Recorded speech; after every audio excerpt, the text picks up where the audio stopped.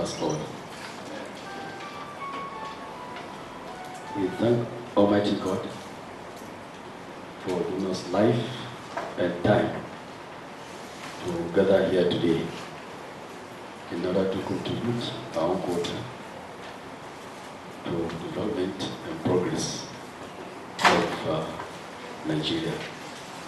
We thank Almighty God for giving us the way to see how we can contribute to human endeavors in terms of agricultural program and projects that promote life, give life, and also make the country forward in partnership with our great brothers and sisters across the board in the United States, in partnership with all the excellencies, the embassy, and other interested groups. First and foremost, I want to appreciate and commend the efforts of our distinguished and very, very dogged Comrade Kennedy for actually convening this meeting. I appreciate you and commend you. You are a young man, but with a lot of vision that want to actually move the country forward, and all the difficulties we have, all the problems we are facing in this country, nevertheless, you are not actually discouraged. Continue to move on. May Almighty God continue to guide you. Get the strength and wisdom to contribute to your own quota in the progress and development of this country. Well done. For all those who are here, we pray Almighty God to guide us through, give us the strength and wisdom to contribute our own quota and ensuring that we are actually well ahead or well developed as far as agriculture is concerned, because this program is addressing especially agriculture-related programs and projects to move the economy and also the condition of this country forward. As you're all aware, agriculture has been playing a very, very major role in Nigerian survival. Before the advent of the oil, agriculture was the main pusher of Nigerian economy and also activities. But immediately after the advent of or discovery of oil, less attention was paid to agriculture. So many shortcomings were actually experienced. So remember, there are a lot of moves by previous governments. There was a time we had a program they called Green Revolution. We had a program Feed the Nation. We had a program also just on agriculture. But all those ones, they just come after a short while, they vanish. Now the present government, under the heavy leadership of His Excellency President Muhammad Buhari, is now preparing every mind, every individual to come out and contribute, and also giving financial support, what we call intervention, through appropriate authorities, appropriate organizations, especially the CBN and other financial organizations. And luckily, that's why the investors all over the world are looking into Nigeria to key into this program. So Almighty God continue to support us, give us the strength and wisdom.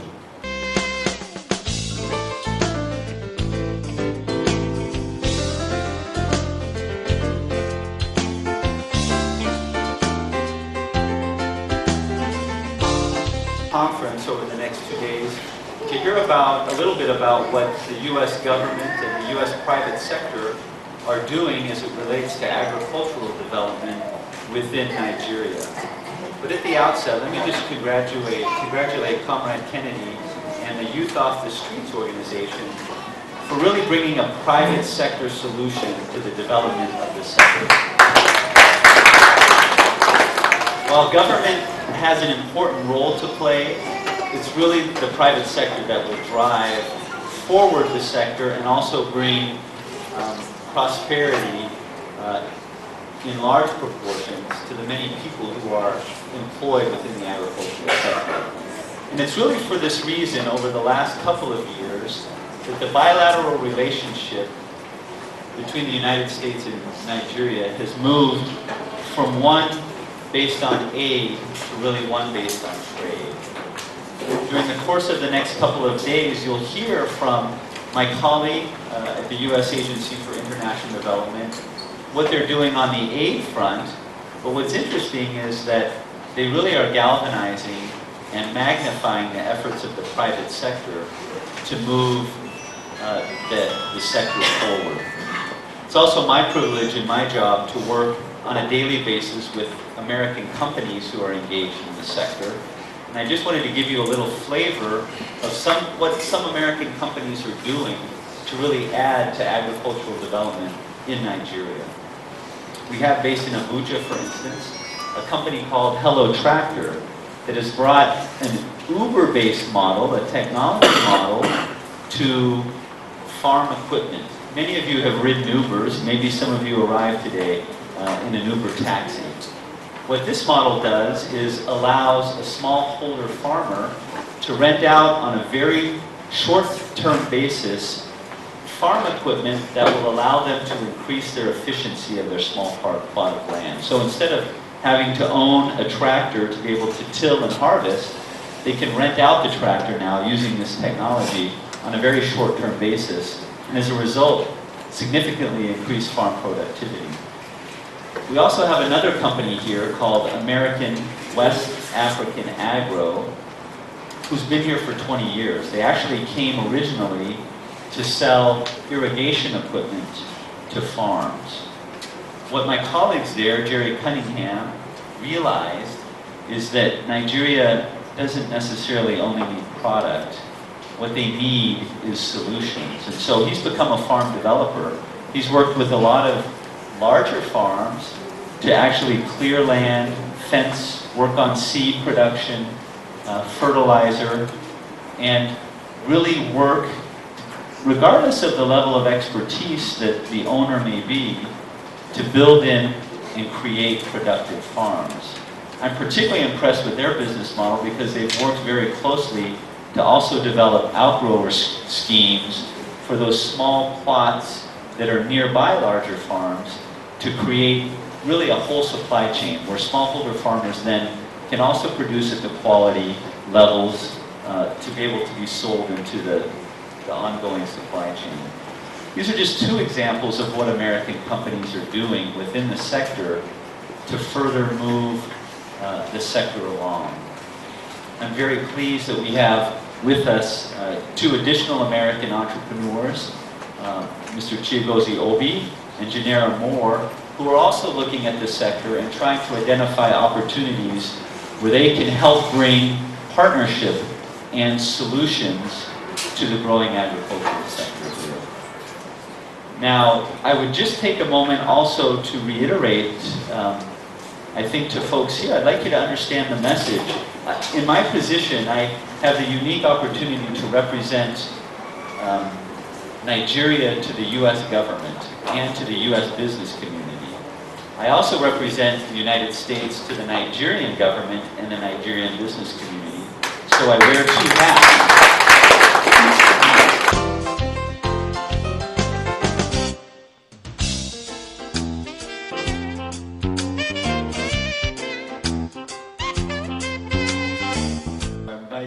To bring our wealth of knowledge to this event. Secondly, as a practicing farmer for more than 40 years, I became enthralled that I will have this opportunity to interact with the business investors in relation to agro-business. So on behalf of all the traditional rulers in the North, of which I'm the chairman of the coordinating committee, we bring you good wishes and hope and pray that a lot of goodness, good things will come out of this conference. Secondly, I would like to draw attention to a particular area of the agro-business. Every year, we all know farmers go to their farms and they cultivate crops, but our experience has shown that largely some of those crops go to waste because we don't have the culture of preservation of those products. I'll give you an example.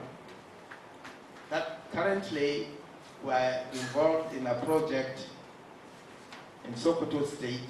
Sokoto State, of course, is well known for the production of onions. Actually, the Sokoto onion is acclaimed to be the best in the world. Now, our research has shown that 70% of all the onions produced in that axis, Sokoto, Kebbi, Zamfara axis, go to waste. After production, if you go around the markets, you'll be hit by a strong stench of rotten onions. And that's a big shame. So we decided to team up with some people to try and bring technology that will preserve onions. They will be fresh as if they are dug out from the ground today, and they can last for a year.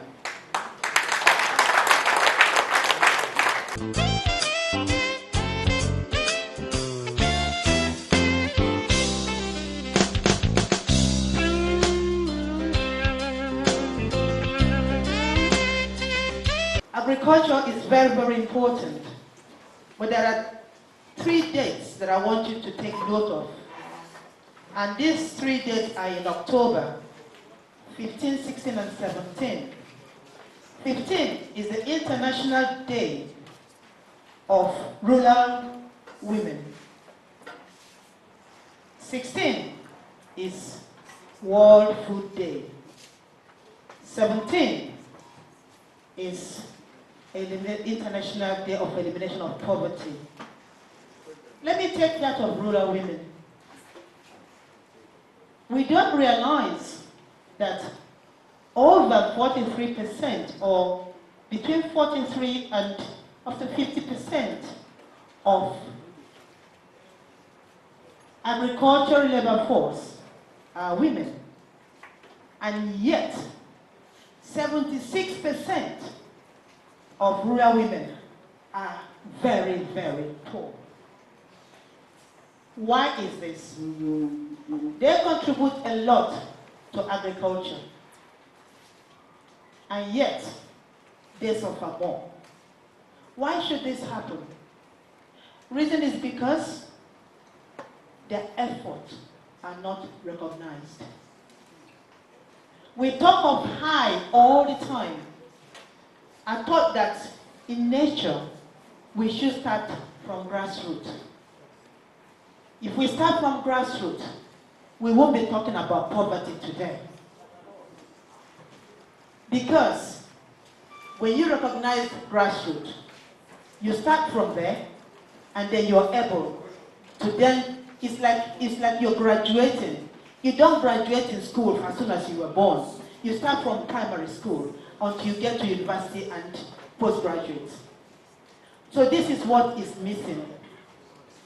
They are forgotten, and yet they are the one that really work so hard, always in the farm, and feed themselves with what they have really produced.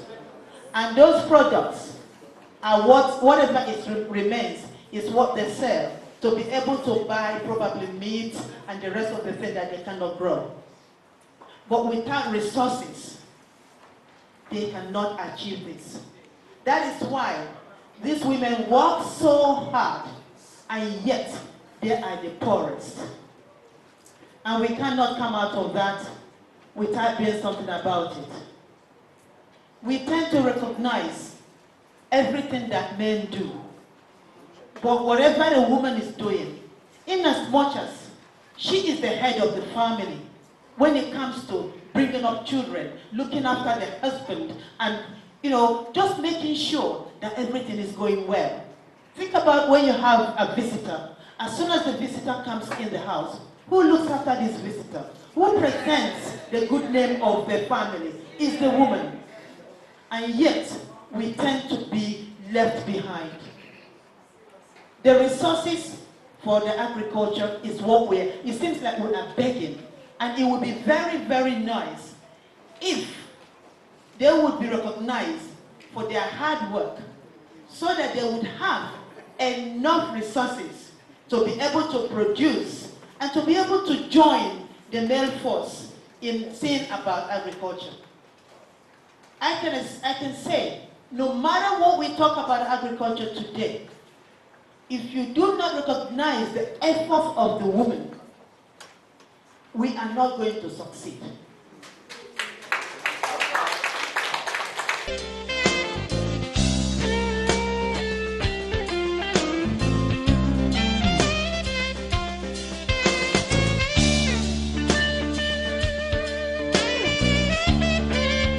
Agriculture is a source of income and revenue some decades ago.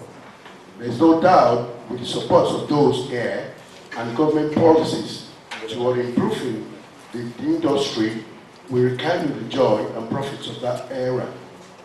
Looking at our demographic with our current population of about 180 million and the growth and urbanization rate, Nigeria will be in the region of 400 million in year 2040, which is just in about 20 years. And 70% of our young people will live in urban areas. The average age of our farmers is 55 to 60 years, so our young people must engage agribusiness to meet food and security challenges.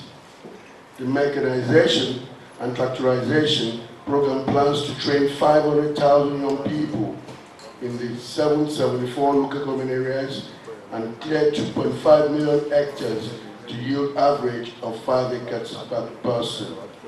Besides training on tractors and use of implements, they will be trained on aquaculture, livestock, poultry, greenhouse fruit and veg production and food processing. This program will link to various training and job creation schemes, but the focus is youth empowerment in agribusiness. The mentioned air is already receiving good attention from the Ministry of Agriculture. It is worthy to know that with the caliber of elders here, who are more closer to the people, that Nigerian senior executives in Nigeria will create new platforms to empower us all towards the revival needed in the agricultural sector. Once again, thank you and wish us all progressive and profitable deliberations. Our appreciation goes to the organizers and supporters.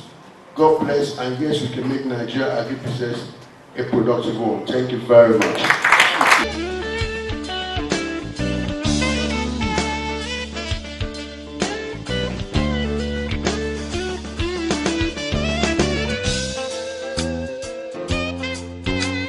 The title of my paper today is Nigerian Women in Agricultural Development, Participation and Empowerment in a Practicing Democracy.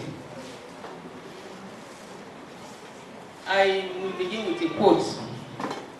Although Nigerian women are responsible for 70% of agricultural labor, 50% of animal husbandry-related activities, and 60% of food processing, they have access to less than 20% of available agricultural resources and facilities. End of quote. This was by Dr. Shehu Ahmed, Permanent Secretary for Federal Ministry of Agriculture and Rural Development in August 2016. The above statement by the Permanent Secretary of the Federal Ministry of Agriculture and Rural Development was made during a workshop on the draft National Agricultural Gender Policy in August 2016. It is testimony to the vital input of women to this sector, and this is the basis of my speech titled Nigerian Women in Agricultural Development, Participation and Empowerment in a Practicing Democracy. The role and contribution of women to agriculture in Nigeria is no longer a myth. It is very true that past patterns of data collection did not properly recognize women's labor on the field and in the domestic environment. Women were not recognized, they were not properly documented in the field of agriculture. The Association of Women Farmers in Nigeria and Women's Farmers Advancement Network, amongst many others, have been very vocal to seeking proper recognition of women's contribution to food security and increased agricultural production. One of such advocacy groups, the Small Scale Women Farmers Organization in Nigeria, in a recent outcry to government, called for inclusion of rural women during policy formation.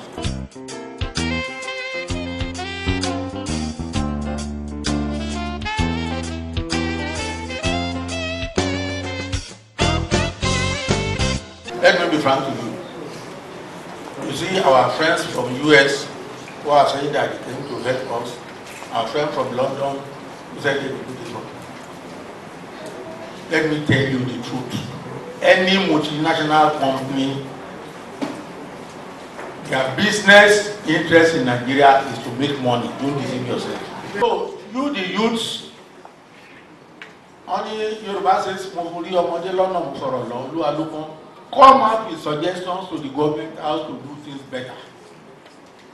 When the British people about 500 years ago came to Lagos, they came with commercial interests. But my question to most of my chiefs officers is that they have left since 1960. What have we been doing on our own part? That is the truth. And the government on its own, when we say government, is everybody. Security and power is what will make the agri to be profitable. If you cultivate from here to Kaurame Moda, there is no security. You can't get anything there. That is the truth. I was discussing with our God-choosing governor of Lagos State that between Lagos and Ibadan, you can still get up to 50,000 5 hectares of land for youths, so that they be gainfully employed. But there must be security and life. And honestly, it is the entire responsibility of Nigerian police force, the internal security of this country.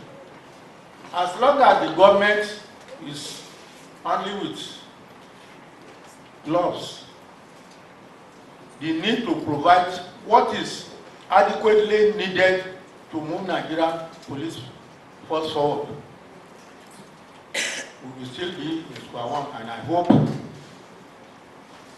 anybody can say anything about Nigerian police force. Majority of the men are still good, able and willing to do the job. The conditions under which they are working needs to be improved greatly. As I told them before, how will a policeman be living in Ogijo before come and work in Lagos with Tom Pierre Minu? Go and see all the training institutions. And that's why I told Mr. Okiru, I said, go yourself to the training institution, go and see what is happening there. And I feel disturbed every day when I hear that the National Assembly is quarreling with the president. The two should sit down together. Now that we have a purposeful who is ready to move the country forward. The leadership must be respected, and good job, hard work must be acknowledged. We should all work together to make this country a great nation.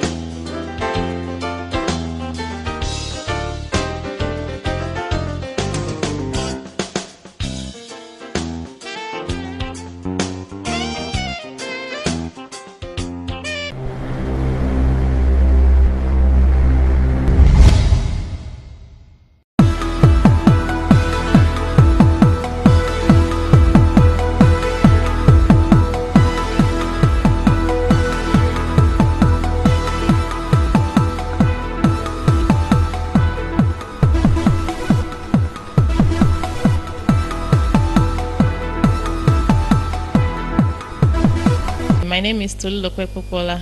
I am a creative writer, I'm a writing coach, a publisher, and I help people who want to get started writing. So I help people to write their stories and I help them publish their stories.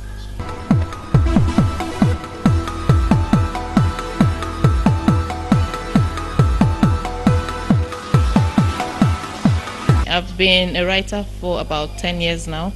I started writing a while ago when I discovered I didn't like my job. I quit my job as an accountant because I wasn't feeling fulfilled. I felt like I had creative talent I wasn't using.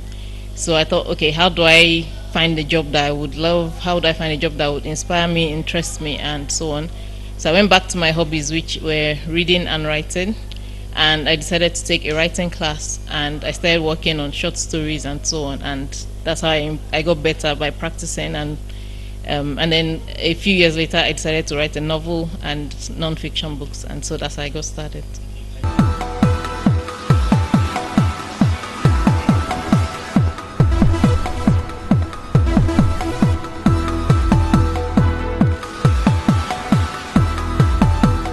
My novel is romantic fiction, which is like contemporary romance. For most other things, I write short stories and flash fiction. I get ideas from things around me, so maybe events, things people tell me, stories, even from music and so on. For the other things I write, it depends on the need and what people ask. So maybe aspiring authors want to learn how to overcome obstacles like procrastination. So I wrote a book about how to overcome procrastination and 10 tips you can use to do that.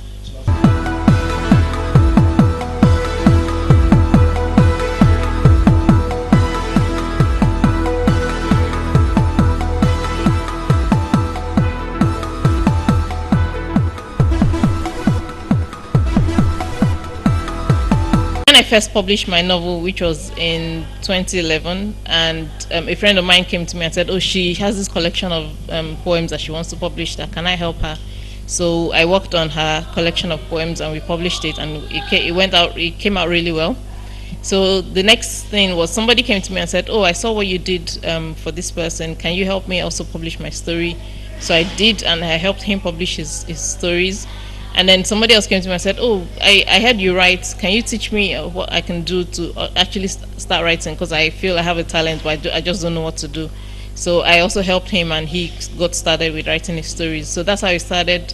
I started teaching people basically from one person, and then it grew to other people. And then so I decided to make a professional course and then set up a course and workshops and programs.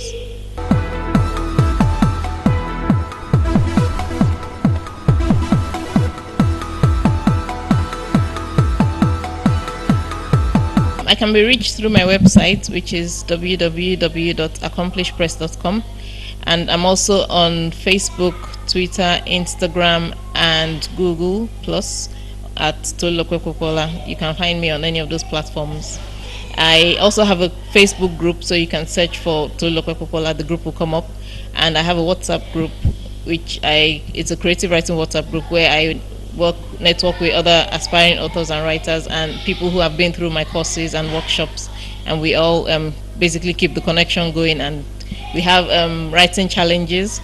We have like a monthly 30-day challenge. We have a 100-day writing challenge, and we also have like flash fiction challenges.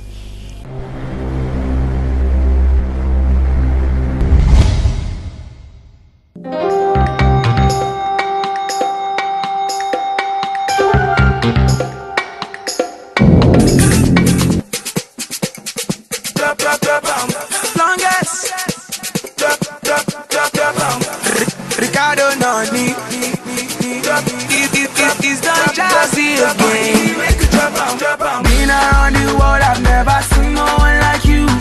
Baby boo, you turning me on. No more you drive for this your body. Baby, why your body for me? Love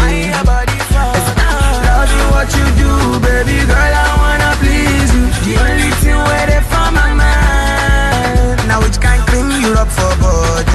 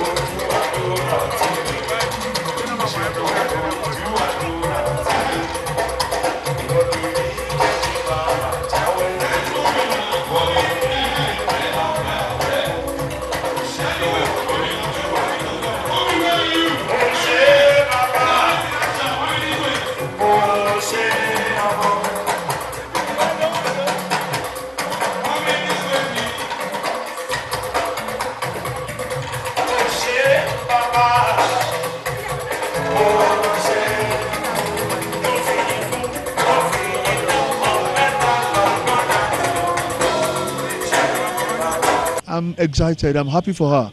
I will do anything for her. And she has not disappointed me in any way or manner. So why would I not, just be ecstatic, go over the moon? I'm very happy. I'm overwhelmed. I don't know how to explain how I'm feeling inside of me at the moment. It's been exciting.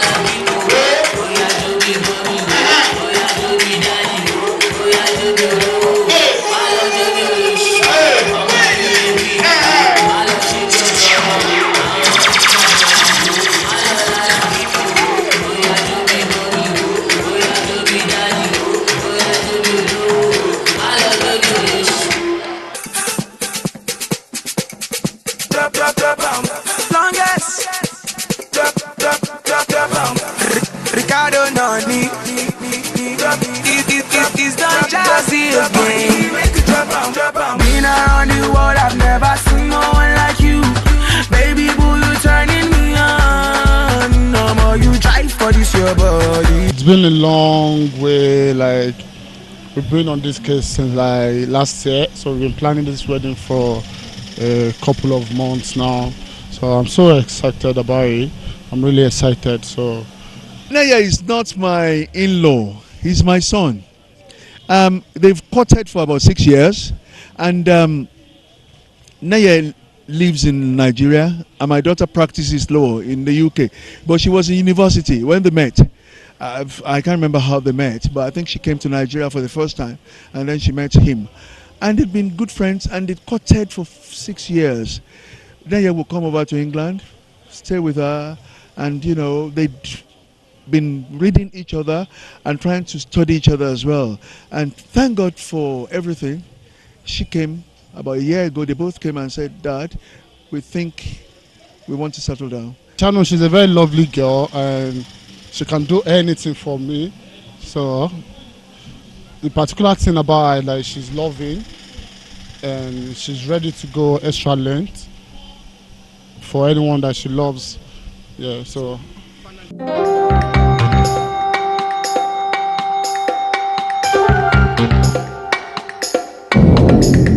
They will give birth to twins. They will give birth to triplets according to what they wish, in the mighty name of Jesus. Thank you very much. That was the cake designer. I want to show you when they pray the prayer, then they will give birth to twins. Then after twins, they will give birth to triplets for this economy. Are you ready for that? The fear of purpose is the beginning of wisdom, man. Just walk down. Just walk down. Yeah, yeah. You are my African queen. When I see the way that they walk out, when I see the prayer when the cake designer first pray, the first wakana for twins, the second wakana triplets, the third step na quadruplets. The only one I ever know, and I want smile so bright. All right. Just start down. Down. Give me a down. And I have an O.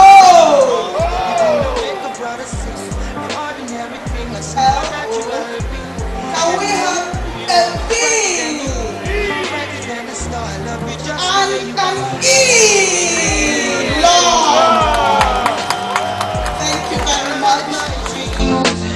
You take me where I never been. You make my heart go ding-a-ling-a-ling. Boy, you are my African queen, the girl of my dreams. You remind me of a thing, and that is the African beauty. Yeah. You are my African queen. Oh, out of a million, you stand as one, the outstanding one.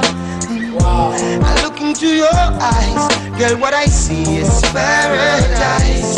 Hey, you captivated my soul. Now every day I want you more. I cannot deny this feeling.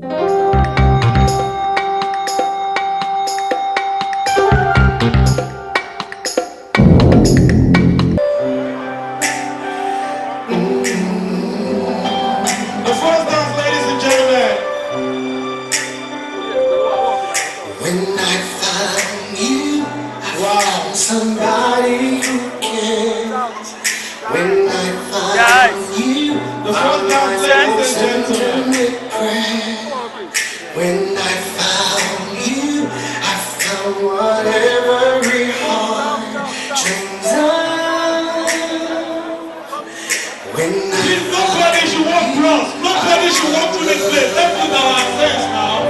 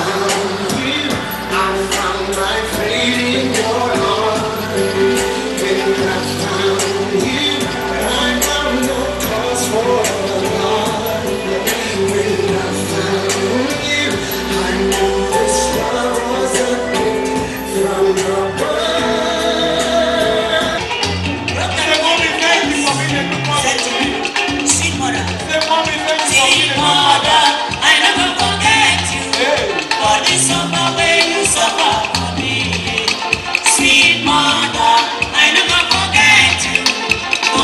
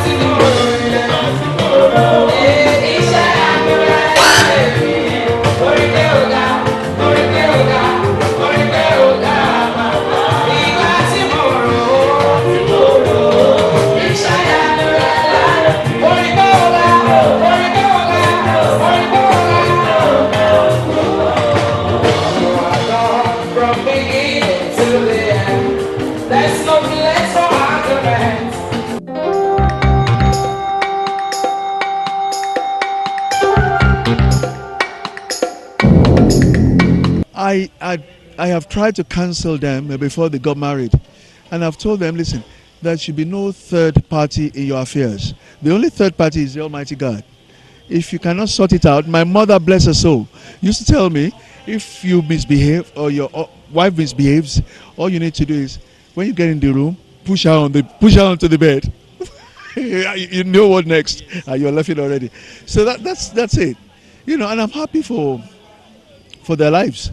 And that's the only advice that, you know, no third party. There's nothing new under the sun. There's nothing that they cannot sort out themselves. I don't want them coming back to me to say there are problems. God will not let that happen to them. I just wish them eternal marriage. My candid advice is that they should please love each other, talk to each other. Let me say, talk to one another. You understand? Because of future, they should not allow anybody to interfere to their affairs. It's the most important thing. Thank you. You don't advise anybody these days. You deal with life the way you made life, you know. Nobody has the ultimate formula for a happy home. People have to deal with themselves and do themselves. That's the only advice I have.